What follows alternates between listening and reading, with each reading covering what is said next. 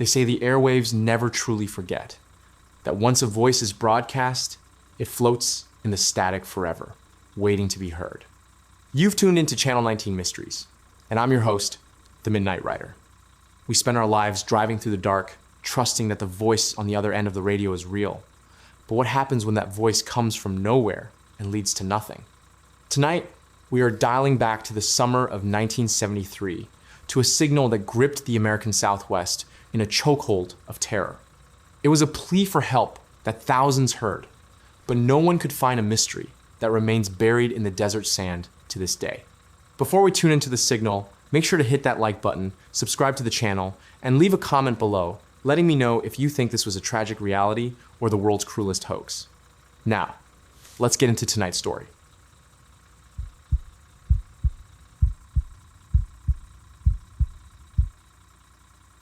The unsolved mystery of Channel 19. The desert at night is a place you don't want to go. It is a landscape that swallows sound, a vacuum of silence where the only things that exist are the hum of your own engine and the cone of yellow light stretching out before you.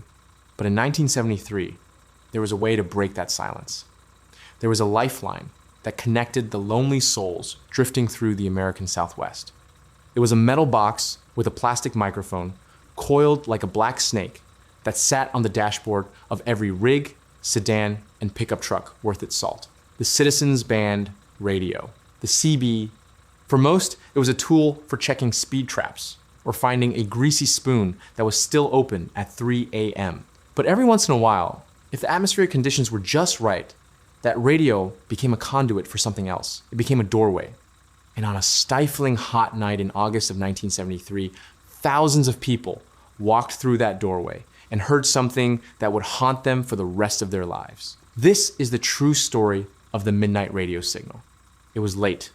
The kind of late where the horizon has long since dissolved into an inky black void, indistinguishable from the sky above. Frank was a long-haul trucker, a man who had spent more of his life on the asphalt than in his own living room. He was currently pushing his rig westbound on Interstate 40, cutting through the vast emptiness of the New Mexico desert. The air conditioning in his cab was fighting a losing battle against the heat that still radiated off the tarmac even hours after sunset.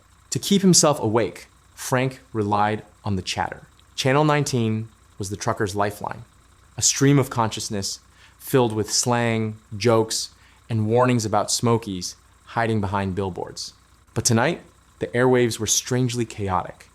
Usually, a CB radio has a limited range, maybe 5-10 miles on a good day. But tonight, the skip was rolling in. Skip is what radio enthusiasts call it when solar activity charges the ionosphere, creating a mirror in the sky. Radio waves that should travel in a straight line and fade out after a few miles instead hit this atmospheric ceiling and bounce. They skip across states, sometimes across oceans, landing in places they have no business being.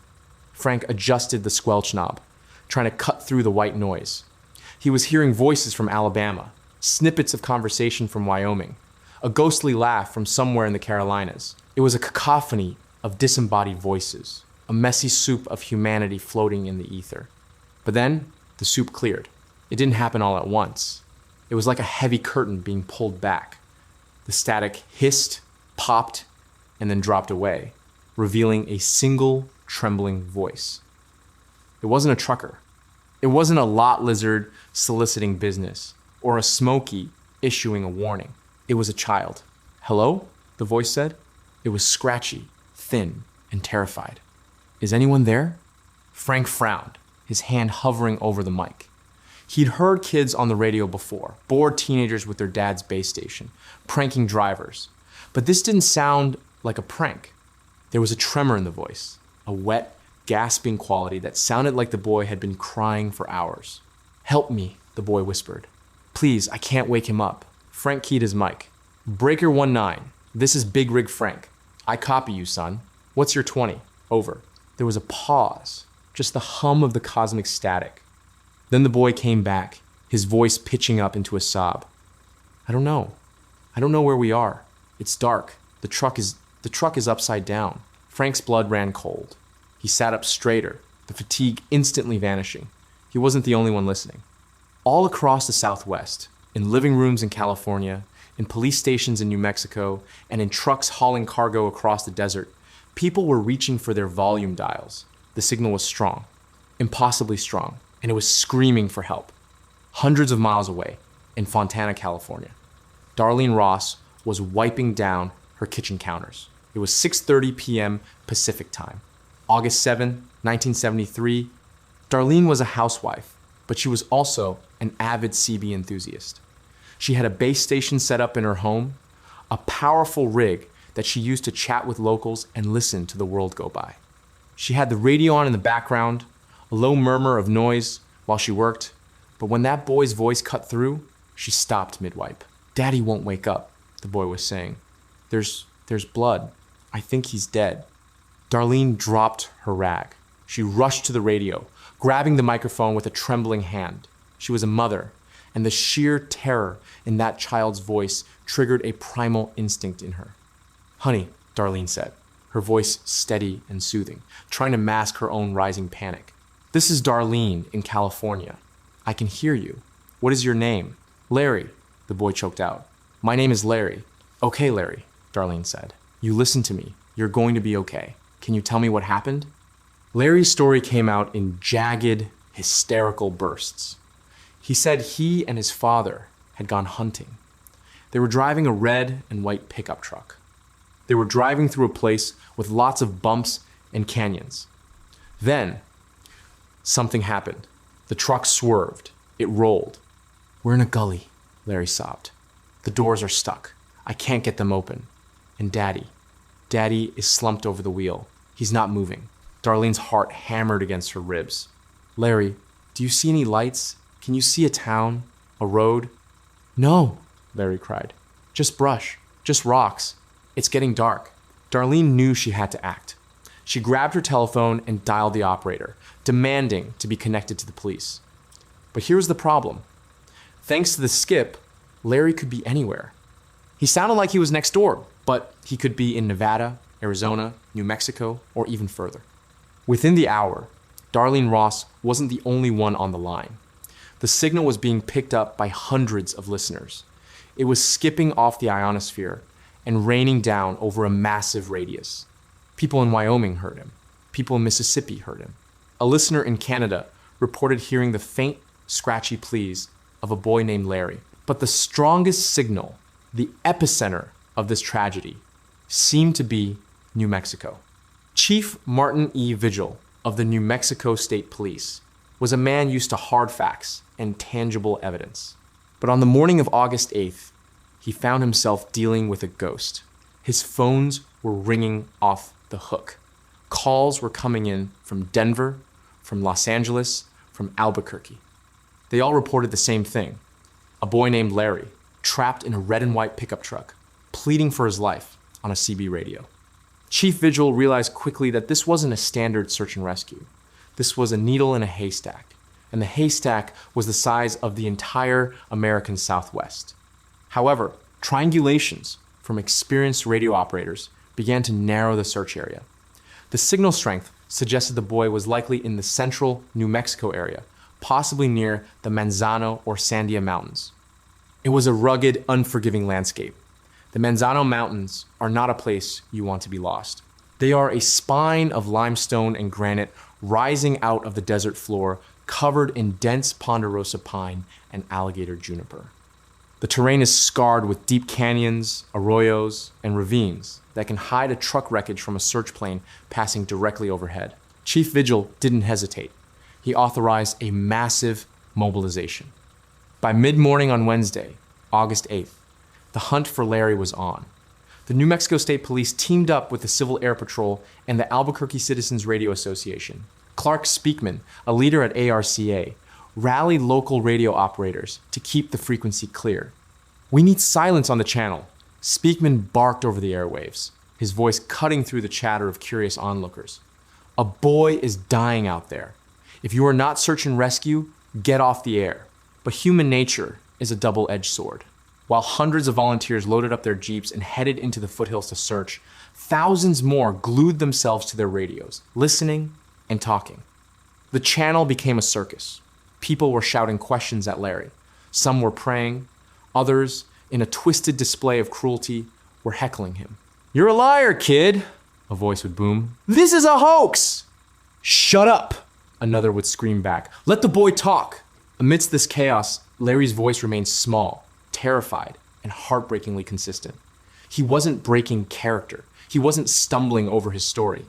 He was simply a child watching his father rot in the heat, slowly realizing that he was next. The sun beat down on the Manzano foothills with the force of a physical blow. The temperature climbed past 90 degrees, then 100. Inside a metal truck cab, with the windows rolled up or jammed shut, the temperature would be soaring past 130 degrees. Teams of searchers hiked through the cactus and scrub oak, their eyes scanning every ravine for a flash of red and white paint.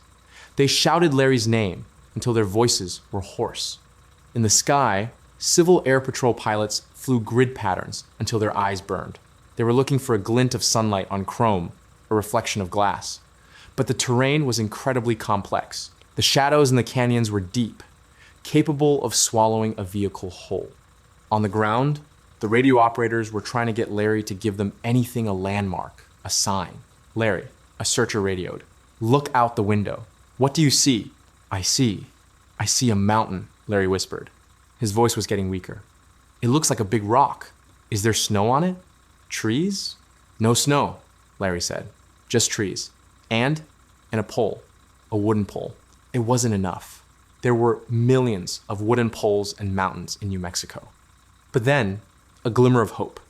On Wednesday afternoon, a pilot flying over the Manzano Range banked his Cessna, scanning a deep arroyo. He keyed his mic. "I'm turning my landing lights on.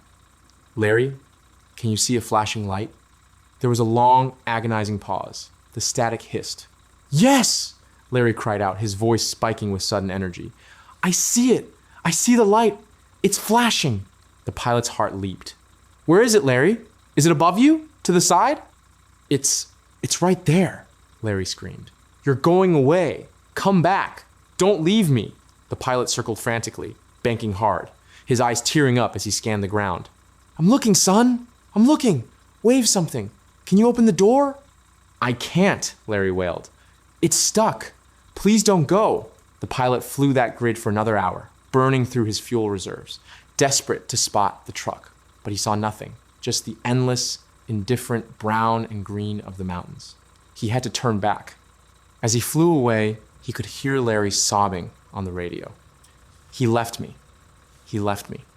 As the sun set on the second day, the situation grew darker, both literally and metaphorically. The batteries in the search radios were dying. The searchers were exhausted, and inconsistencies began to seep into the narrative. Larry had been transmitting for nearly 2 days. A standard truck battery, especially in a vehicle with the ignition on to run the radio, or even just the radio alone, should have died by now. How was he still transmitting? And then, there was the name. During one of his delirious ramblings on the second night, Larry said something that confused everyone. He was crying out for help, muttering about his father, when he suddenly said, "Help me, David, come on, David." Listeners froze. Who was David? "Larry," Darlene Ross asked, her voice tight with fatigue. "Who was David?" There was silence. Then Larry came back, sounding confused. I don't know." Was David the father? No, he had never mentioned his father's name. Was David a brother? A friend? Or was David the real name of the boy and Larry was the fiction? Skeptics began to get louder. They pointed out that the skip shouldn't be this consistent for this long. They pointed out the battery life. They pointed out that no one had reported a father and son missing in a red and white pickup truck in the entire state of New Mexico. Authorities checked with the DMV. They checked missing persons reports in Arizona, Colorado, Texas, and Utah. Nothing matched. No frantic wives calling about a husband and son who hadn't returned from a hunting trip. Was it possible that this entire event, this heart-wrenching drama playing out in the homes of thousands of people, was a sick game? But then you listen to the voice. It wasn't just the words. It was the sound of the breathing, the dry, hacking coughs of dehydration, the way Larry's voice would trail off into incoherent mumbling, the way a person does when their brain is shutting down from heat stroke. If this were an actor, it would be the greatest child actor in history. If it was a recording, It was a recording that could interact with searchers in real time. On the third day, the transmission changed. Larry was no longer crying. He was quiet. His voice was a rasp, barely audible over the static. He wasn't making sense anymore. He was talking to people who weren't there. He was talking about his mom, about school, about toys. "I'm sleepy," he whispered. "Daddy is cold, but I'm hot."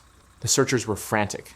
They knew this was the end stage. Delirium, organ failure. Chief Vigil kept the search going, but the hope was draining out of the operation like water from a cracked canteen. They had scoured the Manzanos. They had checked the Sandias. They had driven every back road and fire trail within 100 miles of the estimated signal origin. There was nothing.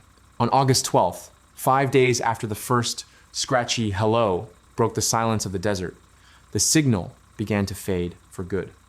It wasn't a sudden cutoff. It was a slow, agonizing drift into oblivion. Larry's transmissions became sporadic.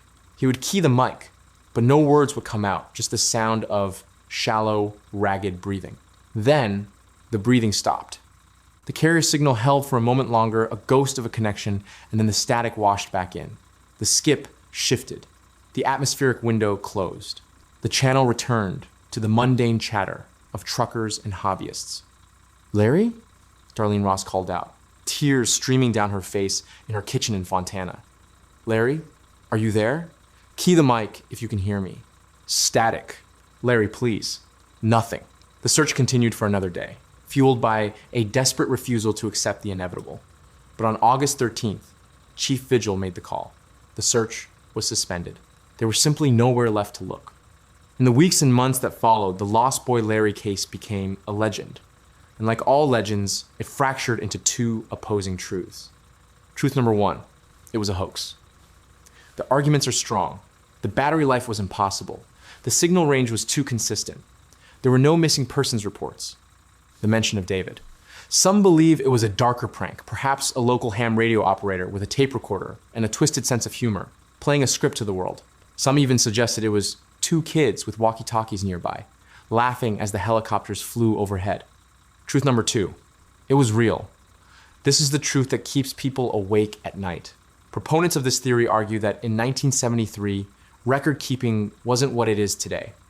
A man and his son, perhaps drifting, perhaps estranged from their family, could easily go missing without anyone immediately filing a report. Maybe the truck wasn't red and white. Maybe a terrified 7-year-old got the colors wrong. Maybe they weren't in the Manzanos.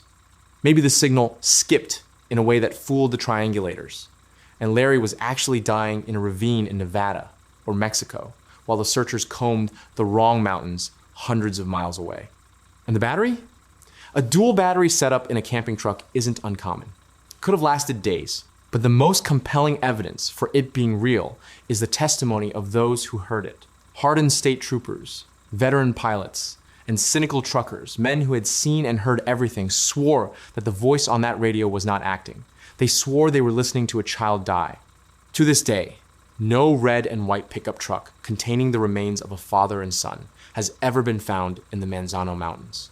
Did Larry exist? Was he a ghost in the machine, a glitch in the atmosphere, or a real boy who spent his final hours reaching out to a world that could hear him but couldn't touch him?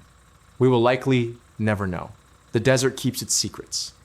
And the radio waves, once transmitted, drift out into the universe forever, a permanent, silent scream traveling at the speed of light. So, the next time you're driving alone at night, and you see the lights of a radio tower blinking in the distance, or you hear a wash of static on your AM dial, listen closely. You might just hear a voice from the past, asking if anyone is out there. The static has returned to the airwaves, and the New Mexico desert has reclaimed its silence. Whether Larry was a ghost in the machine, a cruel hoax, or a lost soul whose plea traveled further than he ever could, his voice remains one of the most haunting mysteries of the broadcast era.